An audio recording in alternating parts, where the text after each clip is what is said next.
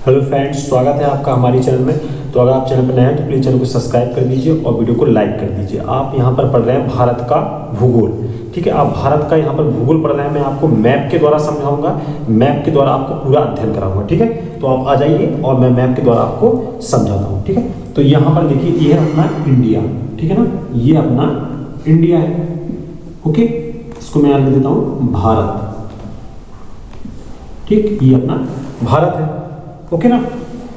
इसके बाद आप ये देखिए, इनसे कौन कौन से देश लगे हुए हैं, इनकी सीमाएं किस किस देश से लगी हुई है, भारत की सीमाएं, ठीक है। तो आप देखिए किस किस देश से लगी है। ये अपना बड़ा सा क्षेत्रफल दिख रहा है, ये आपका क्या है, चीन, ठीक है। तो ये क्या है, चीन, ओके। ये चीन है। और ये आपका यहां पर दिख रहा है जो, ये है नेपाल, ओके। ये आपका नेपाल है, ठीक है, दिख रहा है ना आपको, ओके। और आपका यहां पर ये देखिए, ये लगा हुआ है पाकिस्तान, पाकिस्तान, ठीक है। और ये लगा हुआ है यहां पर अफगानिस्तान, ये लगा हुआ है यहां पर अफगानिस्तान, ठीक है ना, दिख रहा है। इसके बाद आपका यहां पर लगा हुआ है म्यांमार, ठीक है ना। ये म्यांमार, ठीक है, ये म्यांमार लगा हुआ है। और यहां पर लगा हुआ है बांग्लादेश, बांग्लादेश,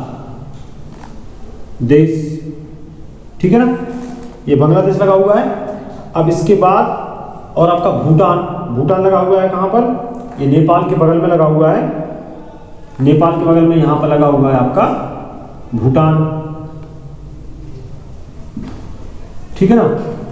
अब इसके बाद आपके ये सभी देश यहां पर ऊपर हो गए। और ये तिब्बत है, यहां पर ये तिब्बत की सीमा लगी हुई है, आपको पता है, ये तिब्बत, तिब्बत की सीमा लगी हुई है, तिब्बत की सीमा है, ठीक है। तो और यहां पर आप नीचे देख लीजिए, जो जल की सीमा के साथ लगे हुए हैं वो कौन से हैं, ये आपका है, यहां पर दिख रहा है, ये आपका है श्रीलंका, श्रीलंका। और ये आपका है मालदीव, ठीक है। ये कौन सा है, मालदीव, ठीक है। मालदीव आपका ये वाला, ठीक है। ये मालदीव हो गया। और ये हो गया आपका श्रीलंका, ये जल की सीमा से लगे हुए देश हैं। तो आपने देखे कौन कौन से देश कहां कहां से लगे हुए हैं, ठीक है। तो ये देखिए, यहां पर अफगानिस्तान लगा हुआ है, पाकिस्तान लगा हुआ है, ठीक है। ये आपका यहाँ पर तिब्बत लगा हुआ है, चीन लगा हुआ है, यहाँ पर नेपाल, भूटान, ये म्यांमार, ये बांग्लादेश, ठीक है। तो आगे बढ़ते हम लोग। अब आपको ये बताना है स्थल सीमा से कितने देश लगे हुए हैं, ठीक है। तो स्थल सीमा से लगे हुए हैं 7 देश, 7 देश लगे हुए हैं, कौन से, स्थल सीमा से, ठीक है ना, स्थल, ठीक है, तो जमीन से जुड़े हुए हैं, ठीक है ना। स्थल सीमा से देश जो लगे हुए हैं वो कितने हैं, 7 देश स्थल सीमा से लगे हुए। कौन कौन से हैं भाई, देखिए, अफगानिस्तान लगा हुआ है, पाकिस्तान लगा हुआ है, 2 हो गए, 3 चीन लगा हुआ है, 4, ठीक है, 3 और तिब्बत 4, नेपाल 5, भूटान 6, आपका ये आपका म्यांमार, ये चीन का ही हिस्सा है तिब्बत, तो यहाँ पर पाकिस्तान, अफगानिस्तान, चीन, नेपाल, भूटान, बांग्लादेश और म्यांमार, ये 7 देश आपके लगे हुए स्थल सीमा से, ठीक है ना। 7 देश आपके स्थल सीमा से लगा हुआ। और आपके 2 कौन से लगे हुए, 2 देश जल सीमा से, ठीक है ना, 2 देश लगे हुए हैं जल सीमा से। तो जल सीमा से कौन कौन से देश लगे हुए हैं, मालदीव और श्रीलंका, ठीक है, मालदीव और श्रीलंका, ठीक है ना। और आपके 3 लगे हुए हैं जो ये आपके स्थल और जल से लगे हुए हैं, स्थल प्लस जल से लगे हुए हैं, ठीक है। तो आपने देखा, मैंने आपको सभी देशों को, कौन कौन से देश आपके किस किस जगह से लगे हुए हैं, मैंने सब यहाँ पर नक्शे में आपको समझा दिया है, ठीक है ना। ये आपका देख लीजिए, तिब्बत लगा हुआ है ऊपर, है, और यहाँ पर चीन लगा हुआ है, नेपाल, भूटान, म्यांमार, बांग्लादेश, यहाँ पर पाकिस्तान, अफगानिस्तान, यहाँ पर मालदीव और श्रीलंका, ठीक है ना। ये नॉर्थ हो गया, ये साउथ हो गया, ठीक है, ये वेस्ट हो गया, ये ईस्ट हो गया, ठीक है। तो आपको सभी डिफाइंड है, ओके। तो आगे बढ़ते हैं हम लोग। अब आपको ये देखना है कि सबसे ज्यादा किस देश की सीमा लगी हुई है, सबसे ज्यादा किस देश की सीमा लगी हुई है। तो वो बांग्लादेश की लगी हुई है, किसकी, बांग्लादेश की। 4096 किलोमीटर ये स्थलीय सीमा सबसे ज्यादा किसकी लगी हुई है, बांग्लादेश की लगी हुई है, ठीक है ना, बांग्लादेश की सीमा सबसे ज्यादा लगी हुई है। ओके, उसके बाद हम लोग ये देखते हैं कि सब सारी सीमाएं जो लगी हुई हैं सारे देशों से, तो कितना उसका किलोमीटर है, तो वो है 15,200 किलोमीटर सीमाएं लगी हुई है, ठीक है ना। 4,096 किलोमीटर बांग्लादेश से सीमा लगी हुई है, और टोटल जितने सभी देशों से लगी हुई सीमा है तो कितना 15,200 किलोमीटर स्थलीय सीमा लगी हुई है, ठीक है ना। ओके, तो आगे बढ़ते हैं हम लोग, और आपको ले चलते हैं आगे। तो यहां पर ये आपने देखा श्रीलंका है, ठीक है। यहां पर आपका क्या है, ये आपका, पहले यहां पर मैं बताता हूं आपको, ये इंडिया के मध्य में आपका विंध्याचल पर्वत है, ठीक है। ये आपका यहां पर विंध्याचल पर्वत है, विंध्याचल पर्वत, ठीक है। ये बीचों बीच है इंडिया के विंध्याचल पर्वत, ठीक है ना। तो इसके ऊपर क्या है, उत्तर भारत, ठीक, उत्तर भारत, तो नीचे क्या है, दक्षिण भारत,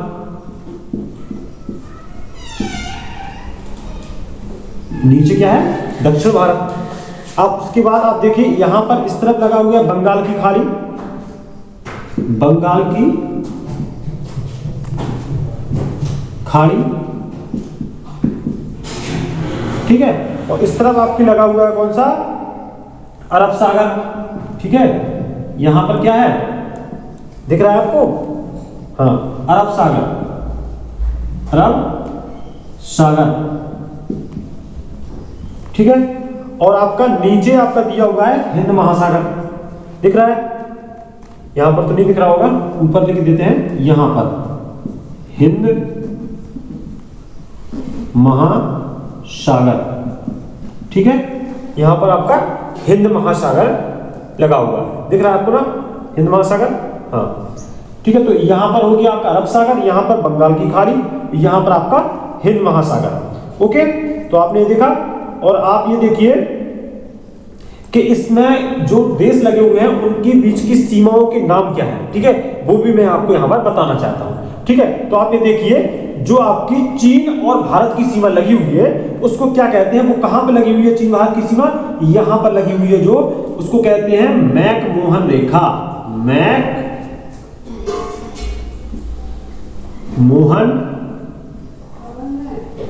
रेखा, ठीक है ना, मैकमोहन रेखा, इसको कहते हैं मैकमोहन रेखा। ओके, और आपके जो भारत और पाकिस्तान के साथ सीमा लगी हुई है उसको क्या कहते हैं, तो आपका यहां पर लगा हुआ है मैकमोहन रेखा, ठीक है, इसको मैकमोहन रेखा कहते हैं। भारत और चीन से जो सीमा लगी हुई है उसको क्या कहते हैं, मैकमोहन रेखा। ओके, और आपका भारत और पाकिस्तान से जो सीमा लगी हुई है उसको क्या कहते हैं, रेड क्लिफ रेखा, को क्या कहते हैं, रेड क्लिफ रेखा, ठीक है, इसको कहते हैं रेड क्लिफ रेखा। ओके, और अफगानिस्तान से लगी है, अफगानिस्तान और पाकिस्तान की जो लगी हुई है उसको कहते हैं डूरंड रेखा, डूरंड रेखा, ठीक है। तो ये सारी सीमाएं हैं जो लगी हुई, उनके नाम है, किसका, डूरंड रेखा किस किसके बीच है, ये अफगानिस्तान पाकिस्तान के बीच है ये वाली सीमा, और आपकी भारत और पाकिस्तान के बीच लगी हुई है कौन सी, रेड क्लिफ रेखा, इसको रेड क्लिफ रेखा कहते हैं। और इसको कहते हैं भारत और चीन के साथ लगी हुई उसको कहते हैं मैकमोहन रेखा। ओके, मैकमोहन रेखा यहां पर लगी है कुछ सीमा, ठीक है, भूटान से थोड़ा यहां पर लगी हुई है, ठीक है। तो यहां पर मैकमोहन रेखा कहते हैं, यहां पर कहते हैं डूरंड रेखा, यहां पर कहते हैं रेड क्लिफ रेखा। ओके, तो यहां पर आपने देखा, यहां पर बंगाल की खाड़ी लगी हुई, यहां पर अरब सागर लगा हुआ है, यहां पर हिंद महासागर। तो मैप से पूरा आपको अध्ययन हो गया होगा, ठीक है ना, मैप से अध्ययन हो गया होगा, आपको बढ़िया वीडियो समझ में भी आया होगा, क्योंकि सभी चीजें मैंने यहाँ पर इंक्लूड की है और आपको मैंने पढ़ाई है, ठीक है। तो यहाँ पर आपको मैं और बता दूं, यहाँ पर अंडमान निकोबार है, ठीक है, अंडमान निकोबार, ठीक है, अंडमान निकोबार है, ठीक है। तो आप इसको भी नॉलेज में ले लीजिए। और आपको मैं बता दूं कि यहां पर मैंने सभी चीजें समझा दी है, कौन कौन से देश आपके कौन कौन सीमा से लगे हुए हैं, सीमाओं के नाम क्या है, जो पूछे जाते हैं भारत चीन के बीच कौन सी सीमा का नाम होता है, तो वो मैकमोहन रेखा है। भारत और पाकिस्तान के बीच रेड क्लिफ रेखा, और अफगानिस्तान और भारत के बीच, अफगानिस्तान और पाकिस्तान के बीच डूरंड रेखा। ओके, तो आपने सभी रख ली है, तो आप लोग देख लीजिए वीडियो को और सब्सक्राइब कर दीजिए चैनल को, लाइक कर दीजिए वीडियो को एंड शेयर कर दीजिए। Thank you guys, thank you very much. Hello friends, welcome back to my channel. आपको यहाँ पर भूगोल पढ़ाया जा रहा है, भारत का भूगोल पढ़ाया जा रहा है। तो पूरा अध्ययन आपको कराया जा रहा है भारत के भूगोल के बारे में विथ मैप द्वारा। तो मैप द्वारा आपको अध्ययन कराया जा रहा है। आप लोग चैनल पर नए हो तो प्लीज चैनल को सब्सक्राइब कर दीजिए, वीडियो को लाइक कर दीजिए एंड शेयर कर दीजिए। तो आपको मेरा एक पहला वीडियो मिल चुका होगा, भाग 1 का, भूगोल का भाग 1 का पहला वीडियो मैंने बताया था, जिसमें आपको कि किस किस सीमा से कौन कौन से देश जुड़े हुए हैं, कितने देश स्थल सीमा जुड़े हुए हैं, कितने देश जल सीमा जुड़े हुए हैं। तो मैंने सभी वहां पर आपको बताया था, सभी देशों कौन सी रेखा कहते हैं किसको, कौन से देश से कौन सी सीमा जुड़ी हुई है, ठीक है। तो मैंने सब कुछ वहां पर बताया था। अब सेकंड में मैं आपको और भी कुछ अध्ययन कराने जा रहा हूँ, कौन कौन से पॉइंट है, पश्चिम पूर्वी पॉइंट है, उत्तर पॉइंट, आपको मैं पूरा कर्क रेखा, मकर रेखा, सब कुछ यहाँ पर जानकारी देने वाला हूँ। तो आइए वीडियो के साथ चलते हैं और आपको सब कुछ यहाँ पर स्टडी कराते हैं। तो बढ़ते हैं। तो आप यहाँ पर देखिए, यहाँ पर देखिए ये उत्तर में, ठीक है, उत्तर में क्या है, उत्तर में आपका है इंदिरा कॉल पॉइंट, ठीक है। यहाँ पर आपका इंदिरा कॉल पॉइंट है, कहाँ पर, ये यहाँ पर आपका है Indira call point, Indira call,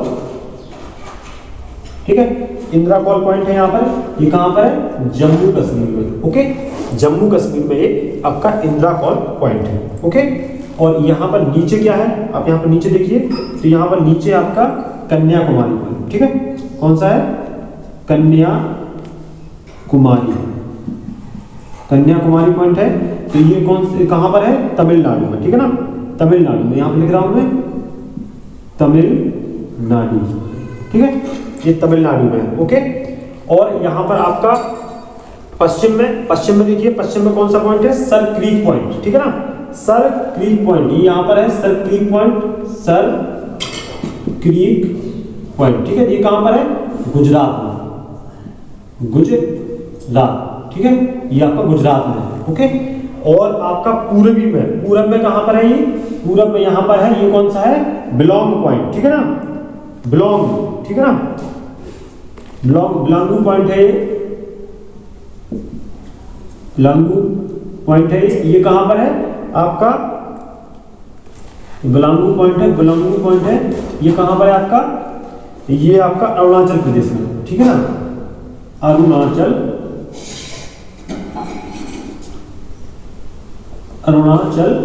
प्रदेश, ठीक है, अरुणाचल प्रदेश में है ये आपका कौन सा, बिलोंगू पॉइंट। ओके, तो ये चारों पॉइंट है।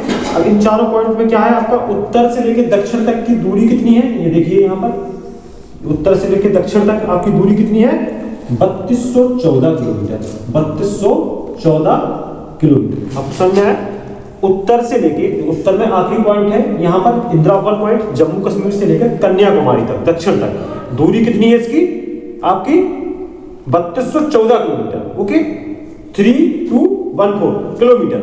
ओके ना, उसके बाद आप देखिए यहां से पश्चिम से लेके पूरब तक, पश्चिम से लेके ये आपका पूरब तक, यहां ऐसे पश्चिम से लेके पूरब तक ये कितनी है दूरी आपकी, 2933 किलोमीटर। कितना, 2933, 2933 किलोमीटर दूरी कहां की है आपकी, पश्चिम से लेके पूरब तक, ठीक है, सर क्रीक पॉइंट से लेके बिलोंगू पॉइंट तक, ठीक है, अरुणाचल प्रदेश, यहाँ पर गुजरात, ये आपकी दूरी कौन सी है, ये 2933 किलोमीटर पश्चिम से लेके पूरब तक। उत्तर से लेके दक्षिण तक कौन सी है आपकी, जम्मू कश्मीर से कन्याकुमारी तक, इंदिरा कॉल टू आपकी कन्याकुमारी पॉइंट तक, ये यहाँ पर है। तो ये कितनी है, 3214 किलोमीटर, 3214 किलोमीटर। ओके, तो आपने देखा ये आपको दूरियां बहुत ज्यादा पूछ जाती है, तो आप लोग इसको सही से अध्ययन कर लीजिए। ओके, अब हम बढ़ते हैं, जो आपकी ये रेखा निकली हुई है यहां से, ये यहां से पश्चिम से लेकर पूरब तक, ठीक है ना। तो इसके बाद यहां पे निकलती है कर्क रेखा, ठीक है, एक कर्क रेखा जाती है, कहां पर जाती है, यहां पर ऐसे जाती है कर्क रेखा। तो ये कर्क रेखा जो गुजरती है, ये कितने डिग्री पर गुजरती है, तो ये गुजरती है 23.5 डिग्री पर, ठीक है ना, 23.5 डिग्री, 23 से ही 1/2 डिग्री। ओके, तो इतने पे गुजरती है। ये कौन सी रेखा है, कर्क रेखा। कौन सी है, कर्क रेखा, ये है आपकी कर्क रेखा। ओके, तो ये 8 राज्यों से होकर गुजरती है, कितने राज्यों से, 8। 8 राज्यों से होकर गुजरती है कर्क रेखा।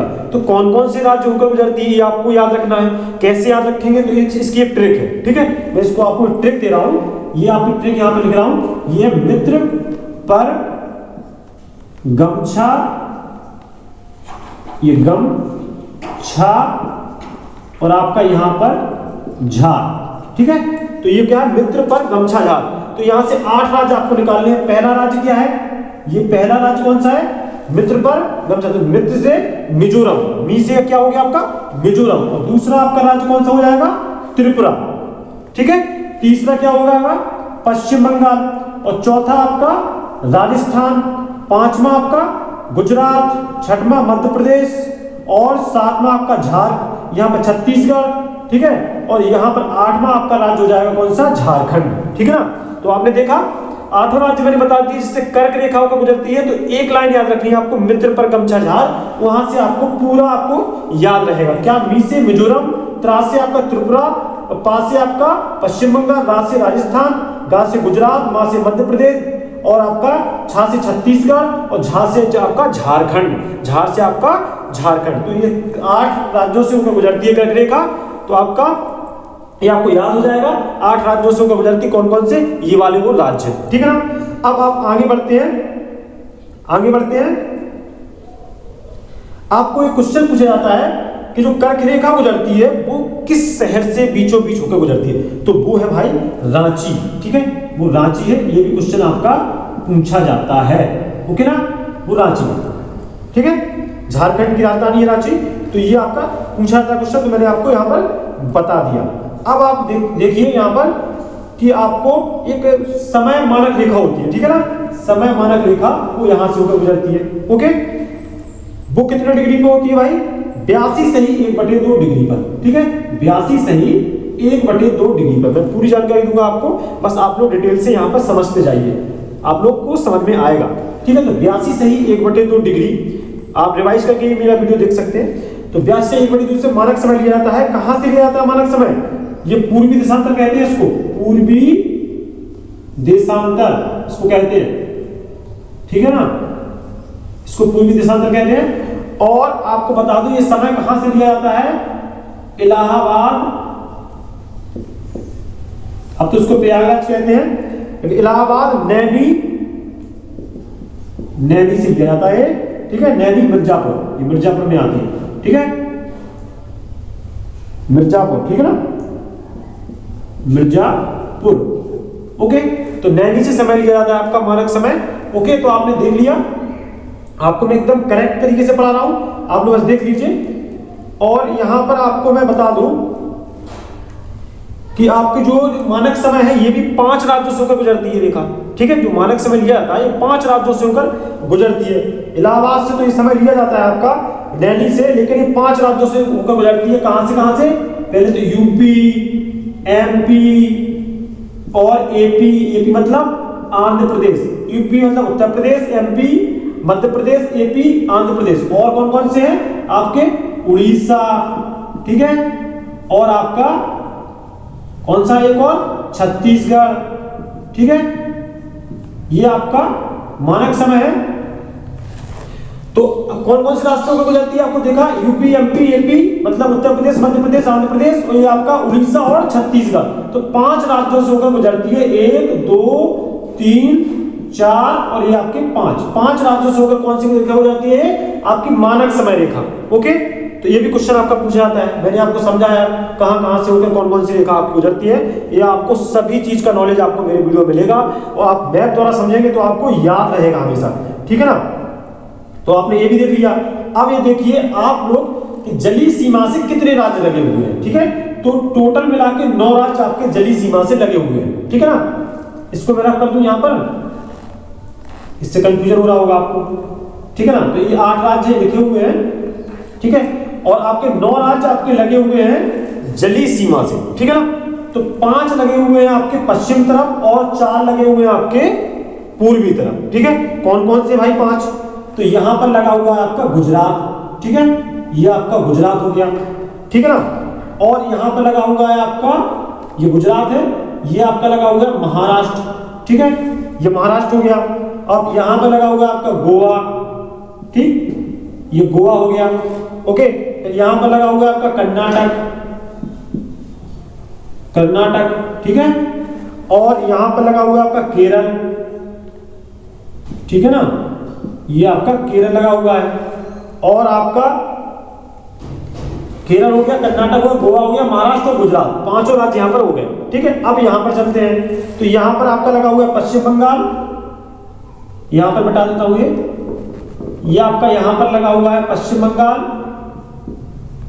ओके, और फिर लगा हुआ है आपका उड़ीसा, उड़ीसा लगा हुआ है, उसके बाद लगा हुआ है आपका आंध्र प्रदेश, आंध्र प्रदेश, फिर उसके बाद लगा हुआ है आपका कौन सा, ये आपका तमिलनाडु, ठीक है ना, तमिलनाडु। ओके, तो ये 5 राज्य इस तरफ लगे हुए हैं, पश्चिम तरफ, और पूर्वी तरफ 4 राज्य लगे हुए हैं, 1 2 3 4, पश्चिम बंगाल, उड़ीसा, आंध्र प्रदेश, तमिलनाडु, यहाँ पर गुजरात, महाराष्ट्र, गोवा, कर्नाटक और केरल। तो टोटल मिला के 9 राज्य लगे हुए हैं आपके जलीय सीमा से, और सबसे ज्यादा सीमा किसकी है, गुजरात की, और सबसे छोटी सीमा किसकी है, ये गोवा की। ठीक है, 102 किलोमीटर सीमा लगी हुई है गोवा की। ठीक है, और गुजरात की सबसे ज्यादा सीमा जलीय सीमा लगी हुई है। ओके, तो तटीय सीमा किसकी सबसे ज्यादा है, गुजरात की, और गोवा की सबसे कम।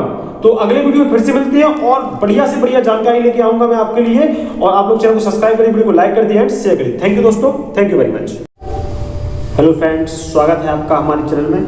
तो आप लोग यहाँ पर पढ़ रहे हैं भूगोल पढ़ रहे हैं यहाँ पर। तो भूगोल में आपको मैंने पार्ट 1 और पार्ट 2 आपको भूगोल के दिए थे, भारत का परिचय दिया था, उसमें आपको भारत का पूरा संपूर्ण परिचय आपको मैं दे चुका हूँ। अब यहाँ पर आज मैं पढ़ाने जा रहा हूँ आपको भारत की नदियाँ। ठीक है, भारत की नदियों पर बहुत से क्वेश्चन आते हैं, तो आप लोग को आज मैं भारत की नदियाँ पढ़ा रहा हूँ ना, भारत की नदियों के रिलेटेड आपको बहुत सारे क्वेश्चन मैं आपको यहाँ पर पढ़ाने जा रहा हूँ। तो ठीक है, आइए और देखते हैं। तो आप सबसे पहले समझिए कि यहाँ पर आपको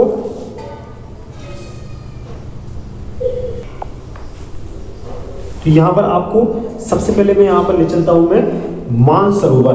ठीक है, तो आपको पहले तो आप ये जान लीजिए कि यहाँ पर हिमालयन और प्रायद्वीप, ठीक है, प्रायद्वीपीय नदी और हिमालयन नदी किसको कहा जाता है। ठीक है, 1 और 2 मैंने इसलिए लिखा है कि जो हिमालय से होकर नदियां निकलती हैं उसको हिमालयन नदी कहा जाता है, और जो दक्षिण भारत से होकर नदियां निकलती हैं उनको क्या कहा जाता है, प्रायद्वीपीय नदी। ठीक है, तो आप लोग ये समझ लीजिए, ये भी क्वेश्चन आपसे पूछे जाते हैं। ठीक है, तो आप सबसे पहले समझिए यहाँ पर आपको ये आपका तिब्बत में पड़ता है मानसरोवर। ठीक है, मानसरोवर झील,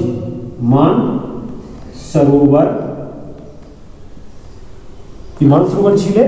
तो यहां पर आपको यहीं से निकलती है ये आपकी सिंधु नदी। सिंधु सभ्यता आप लोग पढ़े होंगे, सिंधु सभ्यता। तो सिंधु नदी यहां से होकर गुजरती है, कहां से, आपका मानसरोवर से निकलती है सिंधु नदी, और यहां से होकर आपका ये निकलती है यहां पर आपका अरब सागर में, पाकिस्तान होते हुए ये अरब सागर में यहां पर गिर जाती है। ठीक है, तो ये कौन सी नदी है आपकी, सिंधु नदी। ठीक है ना, ये आपकी है सिंधु नदी। ठीक, ये आपकी सिंधु नदी है। ओके, ये यहां से मानसरोवर झील से होकर ये निकलती है। ये मानसरोवर झील आपकी कहां पर है, ये तिब्बत में है। ठीक है ना, ये तिब्बत है। ठीक है ना, ये तिब्बत में। ओके, तो आप लोग यहां पर ये देखिए कि सिंधु नदी कहां से निकलती है, आपका मानसरोवर झील से, कहां से होकर, पाकिस्तान से होकर। ये पाकिस्तान है, यहां पर पाकिस्तान। तो यहां पाकिस्तान से होकर ये यहां पर अरब सागर में ये गिर जाती है। ठीक है, तो आप लोग देखा यहाँ पर, ये यहाँ पर सिंधु नदी कहां से कहां होकर जा रही है, ये आपने देखा। फिर यहाँ पर आप देखिए, यही इसी सिंधु नदी से आप यहाँ पर निकलती है नदियां, कौन कौन सी, यहाँ पर 1 2 3 4 5, ये आपकी 5 नदियां निकलती है। कौन कौन सी निकलती है आपकी, झेलम नदी निकलती है। ठीक है, इसको सीक्वेंस में आप लोग सीख लेना, झेलम। ठीक है, झेलम नदी निकलती है। फिर निकलती है आपकी चिनाब। ठीक है ना, कौन सी, चिनाब। ठीक है, ओके, फिर उसके बाद निकलती है आपकी रावी, उसके बाद ब्यास, और उसके बाद सतलज। ठीक है, तो ये आपकी नदियां निकलती हैं क्रम से। आपने देखा कि कौन कौन सी नदियां निकलती हैं, यहां से सिंधु नदी से ही निकलती है नदियां, झेलम निकलती है, चिनाब निकलती है, रावी निकलती है, ब्यास और आपकी सतलज। ये 5 नदियां यहां से निकलती है इसकी। ठीक है, तो आप ये देखिए, और 1960 1960 में, मैं यहाँ पर बता रहा हूँ आपको 1960 में कुछ इसके बारे में पॉइंट बता रहा हूँ। 1960 में आपका भारत पाकिस्तान के साथ समझौता हुआ था, ठीक है। भारत पाकिस्तान का समझौता हुआ था। कैसा समझौता हुआ था कि आपका जो 3 नदियां हैं, सिंधु, ठीक है ना, सिंधु और आपका झेलम, ठीक है ना, सिंधु झेलम और आपका दिख रहा है आपको ना, सिंधु झेलम दिख रहा है, हाँ दिख रहा है। और आपका कौन सा है नदी, चिनाब, ठीक, चिनाब दिख रहा है, हाँ। तो सिंधु झेलम और चिनाब का समझौता हुआ था कि 80% पानी जो मिलेगा किसको मिलेगा, 80% ये मिलेगा पाकिस्तान को, ठीक है, पाकिस्तान को, ओके। और 20% किसको मिलेगा, ये मिलेगा आपको भारत को, ठीक है। तो ये समझौता हुआ था कि आपको 3 नदियों का पानी, कौन कौन सी, सिंधु झेलम और चिनाब, ये 3 नदियों का पानी आपको 80% पाकिस्तान को मिलेगा और 20% भारत को मिलेगा। और बची कौन सी 3 नदियां, रावी, ब्यास, सतलज, कौन कौन सी, रावी, ब्यास और आपकी सतलज, ठीक है, दिख रहा है आपको, हाँ। ये 3 नदियों का पानी 80% किसको मिलेगा, भारत को मिलेगा और 20% किसको मिलेगा, ये पाकिस्तान को मिलेगा, ओके। तो ये समझौता आपका 1960 ईस्वी में हुआ था, ठीक है, कि सिंधु झेलम चिनाब नदियों का पानी 80% पाकिस्तान को दिया जाएगा और 20% भारत को दिया जाएगा। उसके बाद रावी, ब्यास, सतलज का पानी 80% भारत को दिया जाएगा, 20% पाकिस्तान को दिया। ये भी क्वेश्चन बहुत बार पूछे जाते हैं, तो आप लोग इसको एकदम दिमाग में आप लोग बिठा लीजिए, ठीक है ना। तो आगे बढ़ते हैं, चलिए आगे बढ़ते हैं। तो यहां से आपकी उत्तराखंड से यहां से आपकी नदी निकलती है एक गंगा, ठीक है ना, गंगा नदी निकलती है और ये बांग्लादेश से आते हुए यहां बंगाल की खाड़ी में गिर जाती है, ठीक है ना, बंगाल की खाड़ी में यहां पर गिर जाती है, कहां से, बांग्लादेश से जाते हुए। तो ये गंगा नदी है, गंगा, ये भारत की सबसे लंबी नदी है, ओके।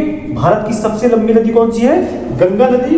इसकी दूरी कितनी है, इसकी लंबाई कितनी है, 2525 किलोमीटर, कितना, 2525 किलोमीटर, ओके। गंगा भारत की सबसे लंबी नदी है, ओके ना, है। और इसकी सहायक नदी कौन सी है, ये भी उत्तराखंड से निकलती है, तो इसकी सहायक नदी है, ये कौन सी है, यमुना, ये भी गंगा में जुड़ जाती है, ठीक। ये कौन सी है, यमुना, यहां पे मैं दोबारा लिखता हूं, ये आपकी है यमुना, ठीक है ना, ये इसकी सहायक नदी है गंगा की, ठीक है ना, ये गंगा की सहायक नदी है, ओके। तो अब यमुना की भी सहायक नदियां हैं कुछ, जैसे बेतवा नदी है, ठीक है, और आपकी और भी नदियां हैं। तो आप लोग ये देख लीजिए कि गंगा नदी सबसे आपकी लंबी नदी है। और आप लोग ये गंगा नदी को बांग्लादेश में क्या कहते हैं, गंगा नदी को बांग्लादेश में क्या कहते हैं, पद्मा, इसको यहां पर पद्मा कहा जाता है, ठीक है ना, यहां पर पद्मा कहा जाता है इसको, गंगा नदी को, ठीक है ना। और आप पद्मा कहा जाता है इसको, गंगा नदी को कहा जाता है। और ये देख लीजिए आप लोग कि एक नदी और निकलती है यहां से, कौन सी नदी, यहां से मानसरोवर से निकलती है, चीन से होते हुए ये आती है और ये आपकी अरुणाचल प्रदेश से होते हुए ये यहां पर बंगाल की खाड़ी में गिर जाती है। इसको क्या कहते हैं, इसको कहते हैं ब्रह्मपुत्र, ब्रह्मपुत्र, ठीक है, इसको ब्रह्मपुत्र कहते हैं इस नदी को। और ये ब्रह्मपुत्र भारत में कहलाती है, ओके। और चीन पे इसको क्या कहते हैं, चीन में इसको कहते हैं सांपो नदी, ठीक है, सांपो नदी, ओके, सांपो नदी कहते हैं इसको। इसकी लंबाई सबसे ज्यादा कितनी है, 2900 किलोमीटर, लेकिन ये भारत में केवल 900 किलोमीटर निकलती है, 925 किलोमीटर लगभग निकलती है। तो इसकी लंबाई, गंगा सबसे लंबी नदी है भारत की, बट 2900 किलोमीटर लंबी नदी है ये, जो मानसरोवर से निकलती है, सांपो नदी है, चीन से भी निकलती है, ठीक है। इसको भारत में ब्रह्मपुत्र कहते हैं और ये भारत की सबसे चौड़ी नदी है। भारत की सबसे लंबी नदी गंगा है, लेकिन भारत की सबसे चौड़ी नदी कौन सी है, ये आपकी ब्रह्मपुत्र है, ठीक है ना, ये आपकी ब्रह्मपुत्र नदी है। तो नदियों के बारे में आपको एकदम अच्छी सी जानकारी मैंने दी और आपको मैंने समझाया कि कौन सी नदी कहां पर से निकलती है और कौन सी नदी किसकी सहायक है, ठीक है। तो आपने देखा तो आपको कैसा लगा हमारा वीडियो, आप लोग वीडियो को लाइक एंड सब्सक्राइब जरूर कर देना और सब्सक्राइब करना मत भूलना और बेल आइकन पर प्रेस करने से आपके पास नोटिफिकेशन पहुंचता रहे। और सारी नदियों के बारे में मैंने आपको पढ़ाया कि जो हिमालय से निकलती है वो हिमालय नदी कहलाती है और जो दक्षिण भारत से निकलती है वो आपकी कहलाती है कौन सी, प्रायद्वीपीय नदी। तो आपको मैंने अभी तक आपकी हिमालयन नदी आपको पढ़ाया, आपको हिमालय से नदियां निकलती है मैंने आपको सभी को एकदम डिटेल से आपको बताया।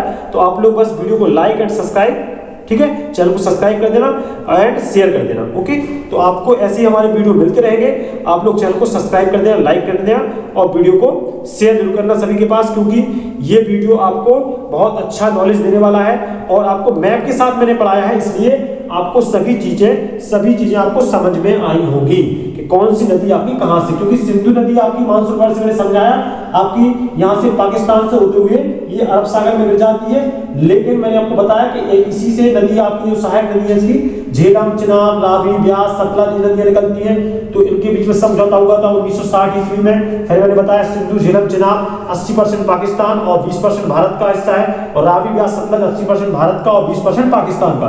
ब्रह्मपुत्र भारत की सबसे चौड़ी नदी है और आपकी गंगा भारत की सबसे लंबी नदी है 2525 किलोमीटर और ये आपकी मानसरोवर से निकली हुई नदी है सांपो, ये 2900 किलोमीटर लंबी है और आपकी ये उत्तराखंड से निकली है गंगा और यमुना इसकी सहायक नदी है गंगा की। ओके, तो आपको मैंने पूरा एकदम नॉलेज दिया नदियों के बारे में। तो वीडियो को लाइक करना बनता है, लाइक कर दिए, सब्सक्राइब करिए चैनल को एंड शेयर कर दिए वीडियो को। थैंक यू दोस्तों, थैंक यू वेरी मच।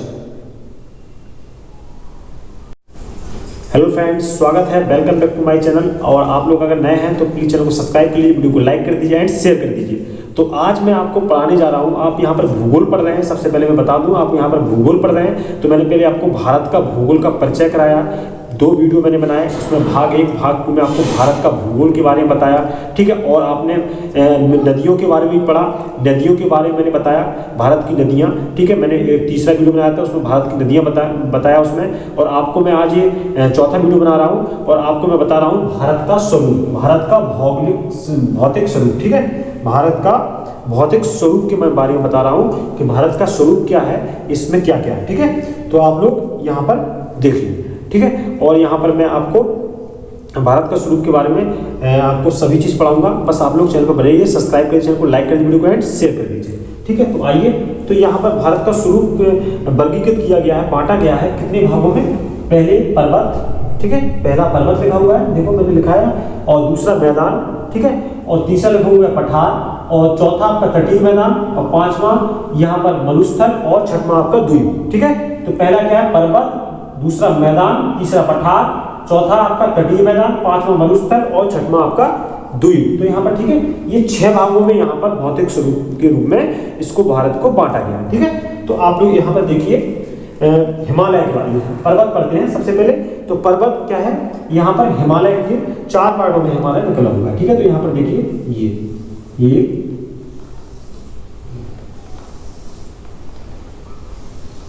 ठीक है। तो ये 4 भागों में यहाँ पर ये बटा हुआ है, ठीक है ना, इसको पढ़ते हैं, ठीक है। ये 4 भागों में बटा हुआ है। अब इसको क्या कहते हैं, सबसे पहले भाग को क्या कहते हैं, इसको कहते हैं भाई ट्रांस हिमालय, ठीक है। क्या कहते हैं, ट्रांस हिमालय, ठीक है, इसको कहते हैं ट्रांस हिमालय। दिख रहा है आपको, हाँ। तो ठीक है, इसमें क्या है कि ट्रांस हिमालय पहला नंबर में जो है ये ट्रांस हिमालय किसको कहते हैं, ट्रांस हिमालय। और इसमें क्या है कि एक चोटी है K2, ठीक है, K2, इसको गॉडमैन ऑस्टिन कहते हैं, K2, ठीक है ना। तो K2 की लंबाई कितनी है, ऊंचाई कितनी है इसकी ऊंचाई है आपकी 8611 मीटर, ठीक है ना, 8611 मीटर इसकी ऊंचाई है। तो आप देख लीजिए। और आपको ये K2, मैं K2 के बारे में समझाता हूं। यहां पर आपको देखना होगा, यहां पर ये POK हिस्सा है, ठीक है ना, POK, पाक ऑक्युपाइड कश्मीर, ठीक है। और यहां पर आपका है COK, ठीक है, COK, चीन ऑक्युपाइड कश्मीर। और इसमें जो 2 लाइन रहती हैं इसको कहते हैं LOC, जो लाइन होती है इसको कहते हैं LOC, मतलब लाइन ऑफ कंट्रोल, ठीक है। तो इसको कहते हैं यहाँ पर जो भारत और चीन के बीच में है, COK के बीच में है, इसको कहते हैं LAC, ठीक है ना। तो इसको कहते हैं लाइन ऑफ एक्चुअल कंट्रोल, ठीक है। तो ये जो K2 पड़ती है, ये K2 सही मायने में ये पाकिस्तान में पड़ती है, ठीक है। पाकिस्तान जो ऑक्युपाइड कश्मीर है उसमें पड़ती है K2, जिसकी ऊंचाई है आपकी 8611 मीटर। और भारत में कौन सी पड़ती है आपकी, ये आपकी भारत में पड़ती है कंचनजंगा, ठीक है ना। भारत में पड़ती है आपकी कंचनजंगा, जिसकी ऊंचाई है आपकी 8596 किलोमीटर। कितनी है आपकी 8596 किलोमीटर, ठीक है। तो आपने देखा कि यहाँ पर K2 के बारे में बताया 8611 मीटर और कंचनजंगा के बारे में बताया 8596 किलोमीटर इसकी ऊंचाई है। ये भारत की, अगर पूछा जाए भारत की यथास्थिति अभी के भारत की सबसे ऊंची चोटी कौन सी है, तो वो है कंचनजंगा 8596 किलोमीटर। यहाँ पे लिख दूं मैं कंचनजंगा,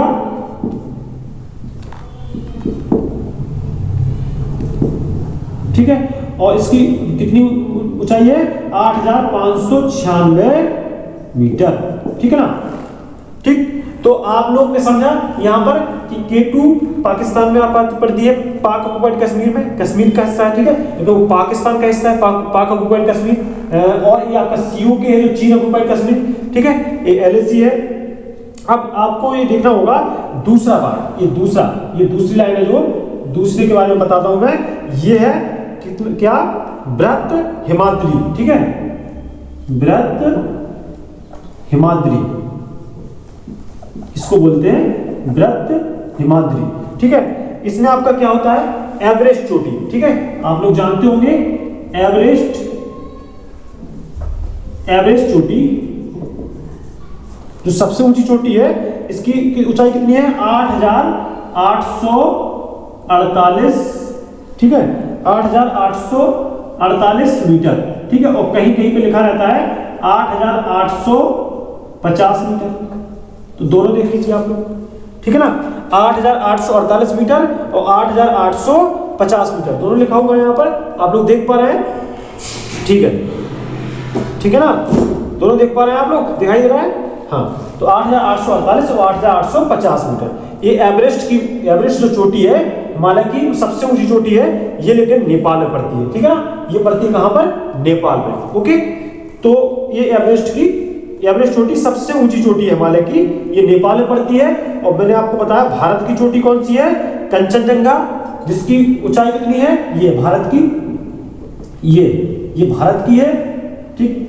ये देख लीजिए, ये भारत की है कंचनजंगा 8596 किलोमीटर। और आपकी जो K2 है ये POK में पड़ती है 8611 मीटर। और ये आपकी जो एवरेस्ट है, ठीक है, ये एवरेस्ट चोटी जो पड़ती है नेपाल में 8848 मीटर इसकी ऊंचाई है, ओके। तो आपको क्लियर हुआ क्वेश्चन, क्लियर क्वेश्चन होना चाहिए। आप कम पढ़ो लेकिन अच्छा पढ़ो, ठीक है ना।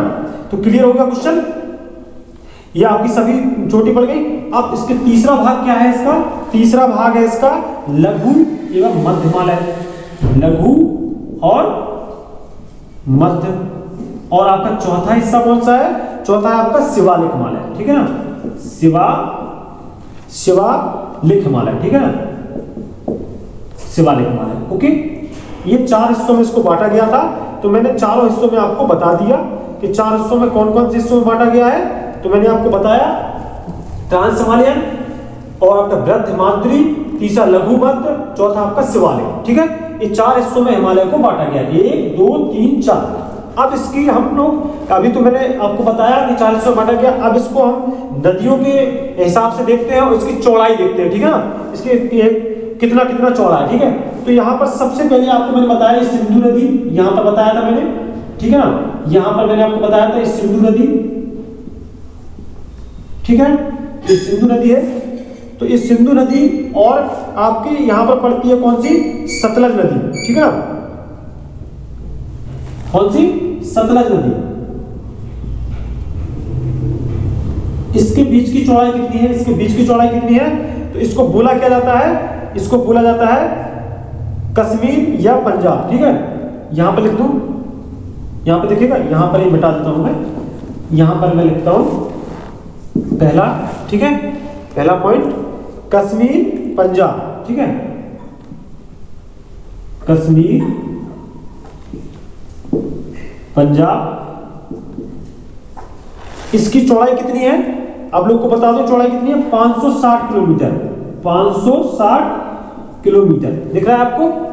हाँ दिख रहा होगा, ठीक है, 560 किलोमीटर। दूसरा क्या है, दूसरा देख लीजिए, कमायू हिमालय। कमायू, ठीक है, इसको क्या कहते हैं, कमायू, कमायू कहते हैं इसको। अब इसकी कितनी है, 320। ये किस किस नदी के बीच है, ये आपका काली नदी और चिंपा नदी, ठीक है, ये आपकी चिंपा नदी है, ठीक है, तो ये इसके बीच है कमायू। और फिर तीसरा क्या है, इसको नेपाल कहते हैं, नेपाल। ये कितना किलोमीटर है, ये आपका 800 किलोमीटर, ठीक है ना, ये 800 किलोमीटर है, यहां पर किलोमीटर लिख लीजिए, ये 800 किलोमीटर है। ये किसके बीच में है, चिंपा और ध्यांग नदी के बीच में, ठीक है, चिंपा और ध्यांग नदी के बीच में। ओके, तो आपने ये देखा। और चौथा क्या है, आसाम, ठीक है, आसाम। इसकी चौड़ाई कितनी है, इसकी चौड़ाई कितनी है भाई, 720 किलोमीटर। टोटल कितनी है चौड़ाई, 2400 किलोमीटर। ओके, 2400 किलोमीटर टोटल चौड़ाई है इसकी, ठीक है ना। टोटल चौड़ाई कितनी है, 2400 किलोमीटर। देखिए यहाँ पर 2400 किलोमीटर मैंने लिख दिया, और ये आपके 4 हिस्सों में बांटा गया है इसको, तो ये आप देख लीजिए, 4 हिस्सों में इसको मैंने वर्गीकृत कर दिया।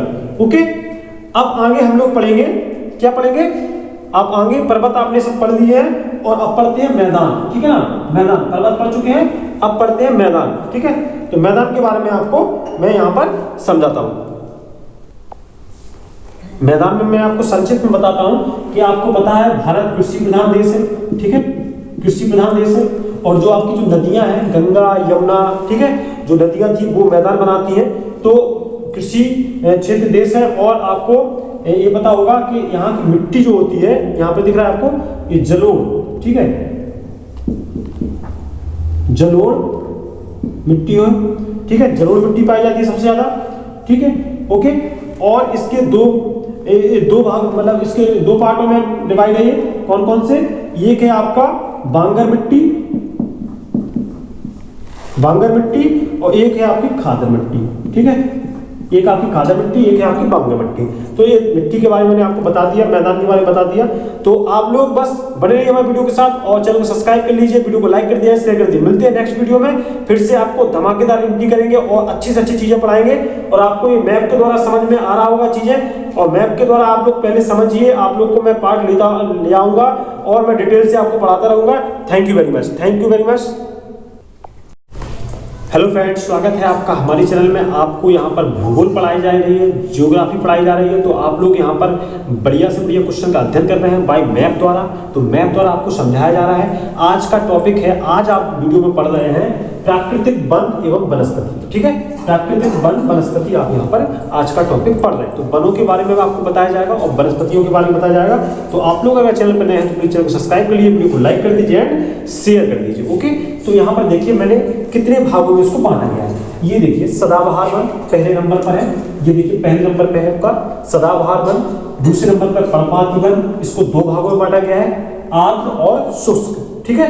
और तीसरे नंबर पे आपका पर्वतीय वन, और चौथे नंबर पे है आपका कांटेदार झाड़ी, और 5वें नंबर पे आपका मैंग्रोव वन। तो यहाँ पर 5 भागों में बांटा गया है। नक्शे को मैंने इस कदर इसको आपको डिफाइन किया हुआ है कि आपको समझ में आ जाए। मैं आपको समझाता हूँ तो आपको समझ में आएगा मैंने क्यों लगाया प्लस का चिन्ह, गुणा का चिन्ह, ये आपका डॉटेड पॉइंट, और ये आपका ऐसे, ठीक है। तो आपको मैं कैसे समझाऊंगा, आप लोग ये देखिए, ठीक है। तो सबसे पहले आप लोग वन के बारे में समझते हैं। देखो सदाबहार वन, ठीक है, वन किसको कहते हैं, वन जो प्रकृति के द्वारा उपजाए हुए हो, जो पेड़ पौधे प्राकृतिक हुए हो अपने आप, जिसपे कोई मानव की कोई उसमें उपलब्धि ना हो, मानव द्वारा ना लगाए गए हो, तो उसको कहते हैं प्राकृतिक वन, ठीक है। उसको प्राकृतिक जो अपने आप ही होते हैं, ठीक है।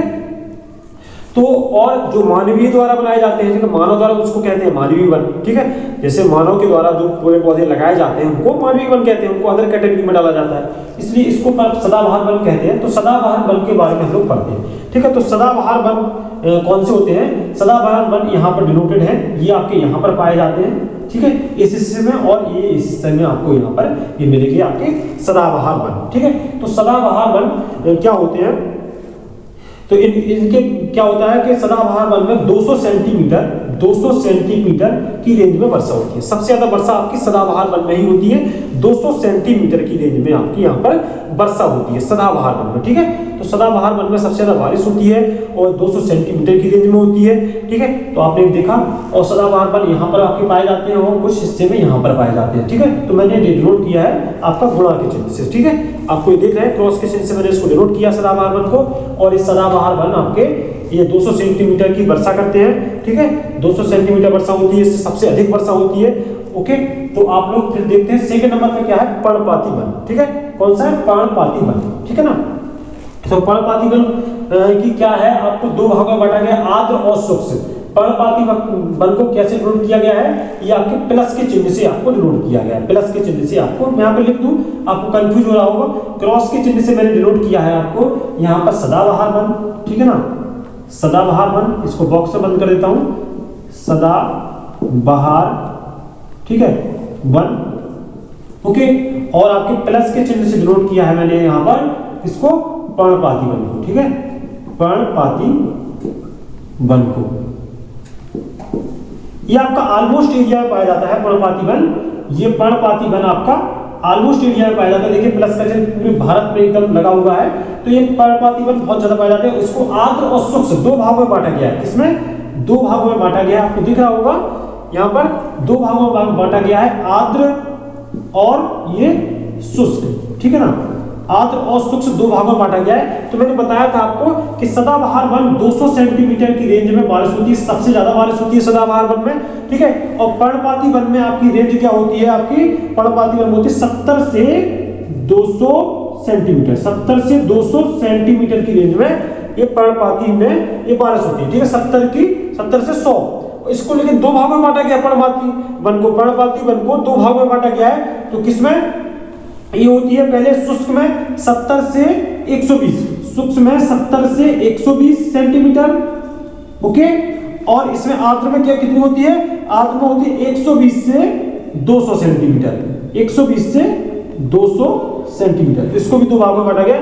इस रेंज में बारिश होती है यहाँ पर पर्णपाती वन में। पर्णपाती वन आपको देखा उत्तर प्रदेश, मध्य प्रदेश, ये सभी जगह, छत्तीसगढ़, उड़ीसा, सब जगह पाया, पश्चिम बंगाल, ये सभी जगह यहाँ पर पर्णपाती वन पाए जाते हैं, ठीक है। तो यहाँ पर ये देखिए अरुणाचल प्रदेश हुआ, ये यहाँ पर हुआ ये मेघालय, तो ये यहाँ पर कौन से सदाबहार वन पाए जाते हैं, ठीक है। तो ये आपके दो हिस्से आपके निपट गए, कौन से, सदाबहार वन और पर्णपाती वन, ठीक है ना। पर्णपाती वन पर आपने पढ़ लिया और आपने सदाबहार वन पढ़ लिया, ओके। तो तीसरे पॉइंट की ओर चलते हैं हम लोग, तीसरे पॉइंट की ओर चलते हैं। तब तक आप लोग सब्सक्राइब कीजिए चैनल को, लाइक कर दीजिए वीडियो को एंड शेयर कर दीजिए। तो तीसरे भाग कौन सा है आपका, पर्वतीय वन। तो पर्वतीय वन को इससे नोट किया मैंने, देखिए आप पर्वतीय वन को मैंने इस तरह नोट किया है, ये आपका पर्वतीय वन, ठीक है। तो पर्वतीय वन ये आपका हिमालय साइड में पाया जाता है, ये पर्वतीय वन है, ओके।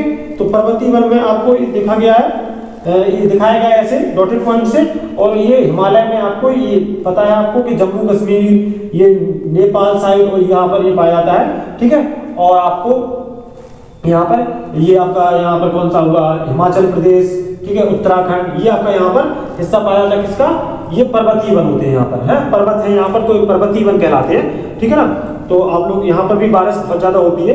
और ये देख लीजिए कांटेदार झाड़ी, ठीक है, चौथा पॉइंट कांटेदार झाड़ी। इसको मैंने डिनोट किया है कैसे, इसको मरुस्थली बोलते हैं, तो इसको मैंने डिनोट किया है ऐसे, ठीक है, डॉटेड पॉइंट में, डॉटेड पॉइंट में किया है इसको मरुस्थली या कांटेदार झाड़ी, ठीक है, कांटेदार झाड़ी या आपका मरुस्थल, इसको मरुस्थली बोलते हैं, ठीक है ना। तो कांटेदार झाड़ी और इसको मरुस्थली बोलते हैं। ये आपने देखा, ये डॉटेड पॉइंट में मैंने इसको बताया गया है, ठीक है ना।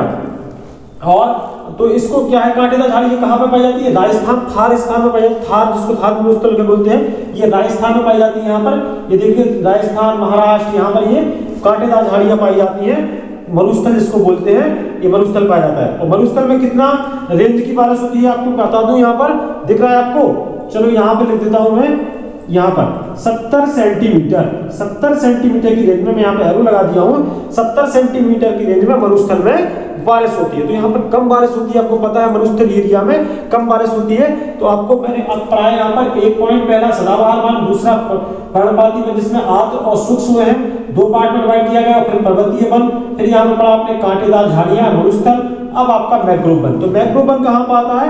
यहाँ पर। ये पॉइंट जो दर्शाए गए हैं ये आपके हैं मैंग्रोव वन, ठीक है, इनको मैंग्रोव वन कहते हैं। ओके, तो मैंने आपको पूरा विस्तृत रूप में यहाँ पर पढ़ाया, आपको आप समझ लीजिए।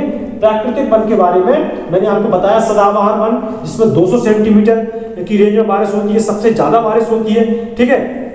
और आपका यहाँ पर दर्शाया गया पर्णपाती वन दूसरा, तो इसमें 70 से 200 सेंटीमीटर की रेंज में बारिश होती है, जिसमें दो भाग में बांटा गया, आर्द्र और शुष्क, ठीक है। इसमें 120 से 200 सेंटीमीटर की आर्द्र में आपको बारिश होती है, ठीक है, और सूक्ष्म में 70 से 120 सेंटीमीटर की रेंज में बारिश होती है। और पर्वतीय वन में आपका 70 सेंटीमीटर नहीं, सॉरी, पर्वतीय वन में नहीं, पर्वतीय वन में बारिश होती है, ठीक है। और कांटेदार झाड़ी मरुस्थल में आपकी 70 सेंटीमीटर। तो मैं यहाँ पर कंफ्यूजन होगा, यहाँ पर लिख देता हूँ, यहाँ पर आपको दिख रहा है ना, यहाँ पर 70 सेंटीमीटर, ठीक है, 70 सेंटीमीटर की रेंज में ये आपको दिख रहा है,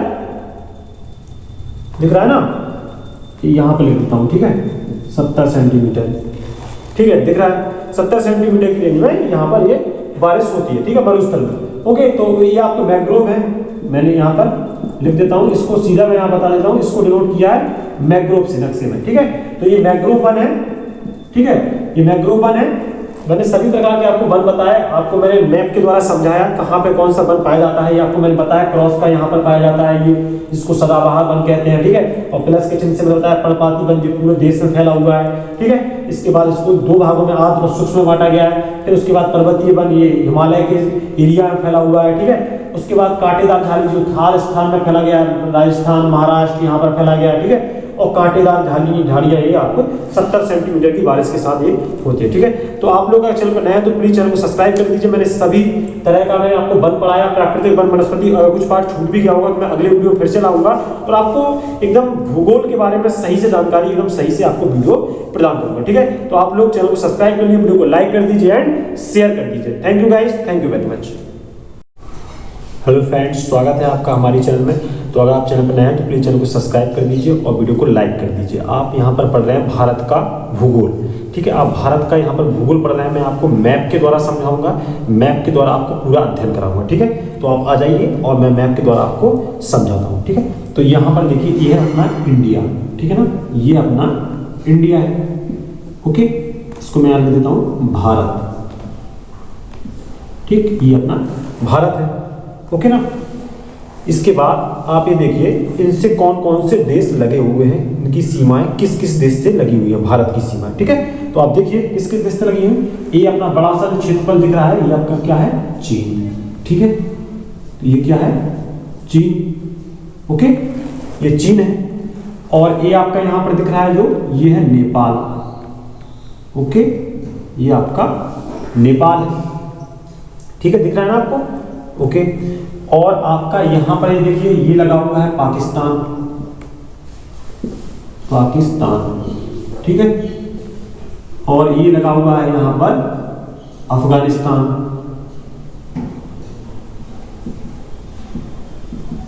ये लगा हुआ है यहां पर अफगानिस्तान, ठीक है ना, दिख रहा है। इसके बाद आपका यहां पर लगा हुआ है म्यांमार, ठीक है ना, ये म्यांमार, ठीक है, ये म्यांमार लगा हुआ है। और यहां पर लगा हुआ है बांग्लादेश, बांग्लादेश, ठीक है ना, ये बांग्लादेश लगा हुआ है। अब इसके बाद और आपका भूटान, भूटान लगा हुआ है कहां पर, ये नेपाल के बगल में लगा हुआ है, नेपाल के बगल में यहां पर लगा हुआ है आपका भूटान, ठीक है ना। अब इसके बाद आपके ये सभी देश यहाँ पर ऊपर हो गए। और ये तिब्बत है, यहाँ पर ये तिब्बत की सीमा लगी हुई है, आपको पता है, ये तिब्बत, तिब्बत की सीमा लगी हुई है, तिब्बत की सीमा है, ठीक है। तो और यहाँ पर आप नीचे देख लीजिए, जो जल की सीमा के साथ लगे हुए हैं वो कौन से हैं, ये आपका है, यहाँ पर दिख रहा है, ये आपका है श्रीलंका, श्रीलंका। और ये आपका है मालदीव, ठीक है, ये कौन सा है, मालदीव, ठीक है, मालदीव आपका ये वाला, ठीक है। ये मालदीव हो गया, और ये हो गया आपका श्रीलंका, ये जल की सीमा से लगे हुए देश हैं। तो आपने देखिए कौन कौन से देश कहाँ कहाँ से लगे हुए हैं, ठीक है। तो ये देखिए यहाँ पर अफगानिस्तान लगा हुआ है, पाकिस्तान लगा हुआ है, ठीक है। ये आपका यहाँ पर तिब्बत लगा हुआ है, चीन लगा हुआ है, यहाँ पर नेपाल, भूटान, ये म्यांमार, ये बांग्लादेश, ठीक है। तो आगे बढ़ते हम लोग। अब आपको ये बताना है स्थल सीमा से कितने देश लगे हुए हैं, ठीक है। तो स्थल सीमा से लगे हुए 7 देश, 7 देश लगे हुए हैं। कौन से? स्थल सीमा से, ठीक है ना, स्थल, ठीक है, तो जमीन से जुड़े हुए हैं, ठीक है ना। स्थल सीमा से देश जो लगे हुए हैं वो कितने हैं?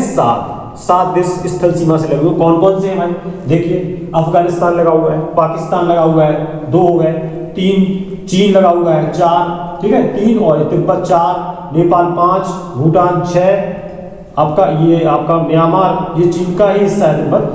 तो यहाँ पर पाकिस्तान, अफगानिस्तान, चीन, नेपाल, भूटान, बांग्लादेश और म्यांमार, ये 7 देश आपके लगे हुए स्थल सीमा से, ठीक है ना। 7 देश आपके स्थल सीमा से लगा हुआ, और आपके 2 कौन से लगे हुए? 2 देश जल सीमा से, ठीक है ना। 2 देश लगे हुए हैं जल सीमा से। तो जल सीमा से कौन कौन से देश लगे हुए हैं? मालदीव और श्रीलंका, ठीक है, मालदीव और श्रीलंका, ठीक है ना। और आपके 3 लगे हुए हैं जो ये आपके स्थल और जल से लगे हुए हैं, स्थल प्लस जल से लगे हुए हैं, ठीक है। तो आपने देखा, मैंने आपको सभी देशों को कौन कौन से देश आपके किस किस जगह से लगे हुए हैं मैंने सब यहाँ पर नक्शे में आपको समझा दिया है, ठीक है ना। ये आपका देख लीजिए तिब्बत लगा हुआ है ऊपर, है, और यहाँ पर चीन लगा हुआ है, नेपाल, भूटान, म्यांमार, बांग्लादेश, यहाँ पर पाकिस्तान, अफगानिस्तान, यहाँ पर मालदीव और श्रीलंका, ठीक है ना। ये नॉर्थ हो गया, ये साउथ हो गया, ठीक है, ये वेस्ट हो गया, ये ईस्ट हो गया, ठीक है। तो आपको सभी डिफाइन है, ओके। तो आगे बढ़ते हैं हम लोग। अब आपको ये देखना है कि सबसे ज्यादा किस देश की सीमा लगी हुई है, सबसे ज्यादा किस देश की सीमा लगी हुई है। तो वो बांग्लादेश की लगी हुई है। किसकी? बांग्लादेश की। 4096 किलोमीटर ये स्थलीय सीमा सबसे ज्यादा किसकी लगी हुई है? बांग्लादेश की लगी हुई है, ठीक है ना। बांग्लादेश की सीमा सबसे ज्यादा लगी हुई है, ओके। उसके बाद हम लोग ये देखते हैं कि सारी सीमाएं लगी हुई हैं सारे देशों से, तो कितना उसका किलोमीटर है? तो वो है 15,200 किलोमीटर सीमाएं लगी हुई है, ठीक है ना। 4,096 किलोमीटर बांग्लादेश से सीमा लगी हुई है, और टोटल जितने सभी देशों से लगी हुई सीमा है तो कितना? 15,200 किलोमीटर स्थलीय सीमा लगी हुई है, ठीक है ना, ओके। तो आगे बढ़ते हैं हम लोग, और आपको ये चलते आगे। तो यहां पर ये आपने देखा श्रीलंका है, ठीक है। यहां पर आपका क्या है? ये आपका, पहले यहां पर मैं बताता हूं आपको, ये इंडिया के मध्य में आपका विंध्याचल पर्वत है, ठीक है। ये आपका यहां पर विंध्याचल पर्वत है, विंध्याचल पर्वत, ठीक है। ये बीचों बीच है इंडिया के विंध्याचल पर्वत, ठीक है ना। तो इसके ऊपर क्या है? उत्तर भारत, ठीक, उत्तर भारत। तो नीचे क्या है? दक्षिण भारत,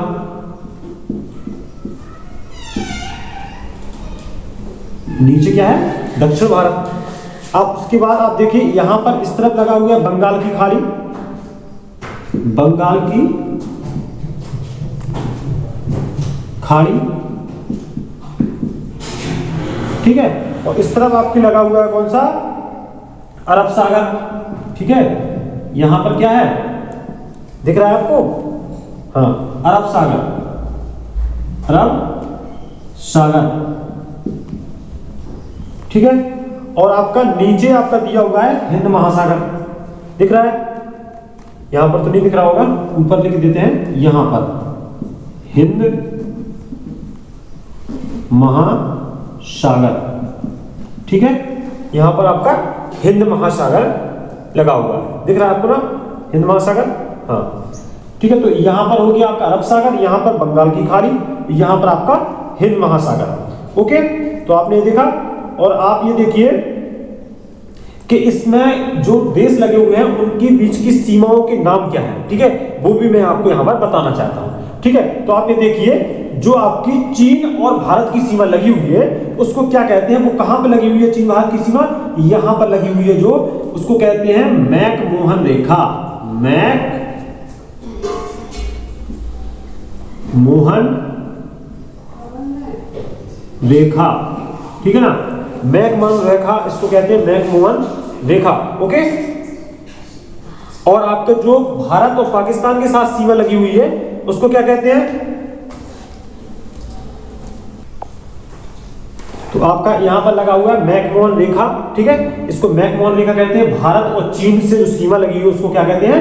मैकमोहन रेखा। ओके, और आपका भारत और पाकिस्तान से जो सीमा लगी हुई है उसको क्या कहते हैं? रेड क्लिफ रेखा। तो क्या कहते हैं? रेड क्लिफ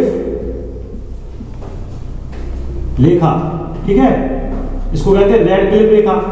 ओके, और अफगानिस्तान से लगी है, अफगानिस्तान और पाकिस्तान की जो लगी हुई है उसको कहते हैं डूरंड रेखा, डूरंड रेखा, ठीक है। तो ये सारी सीमाएं हैं जो लगी हुई, उनके नाम है। इसका डूरंड रेखा किस किस के बीच है? ये अफगानिस्तान पाकिस्तान के बीच है ये वाली सीमा, और आपकी भारत और पाकिस्तान के बीच लगी हुई है कौन सी?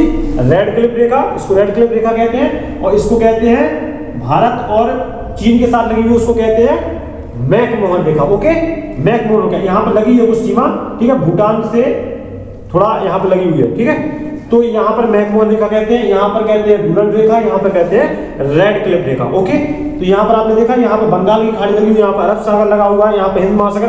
तो मैप से पूरा आपको अध्ययन हो गया होगा, ठीक है ना, मैप से अध्ययन हो गया होगा, आपको बढ़िया वीडियो समझ में भी आया होगा, क्योंकि सभी चीजें मैंने यहाँ पर इंक्लूड की है और आपको मैंने पढ़ाई है, ठीक है। तो यहाँ पर आपको मैं और बता दूं, यहाँ पर अंडमान निकोबार है, ठीक है, अंडमान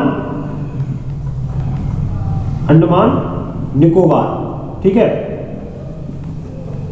अंडमान निकोबार है, ठीक है। तो आप इसको भी नॉलेज में ले लीजिए। और आपको मैं बता दूं कि यहाँ पर मैंने सभी चीजें समझा दी है, कौन कौन से देश आपके कौन कौन सीमा से लगे हुए हैं, सीमाओं के नाम क्या है जो पूछे जाते हैं। भारत चीन के बीच कौन सी सीमा का नाम होता है? तो वो मैकमोहन रेखा है। भारत और पाकिस्तान के बीच रेड क्लिफ रेखा, और अफगानिस्तान और भारत के बीच, अफगानिस्तान और पाकिस्तान के बीच डूरंड रेखा। ओके, तो आपने सभी रट ली है। तो आप लोग देख लीजिए वीडियो को और सब्सक्राइब कर दीजिए चैनल को, लाइक कर दीजिए वीडियो को एंड शेयर कर दीजिए। Thank you guys, thank you very much.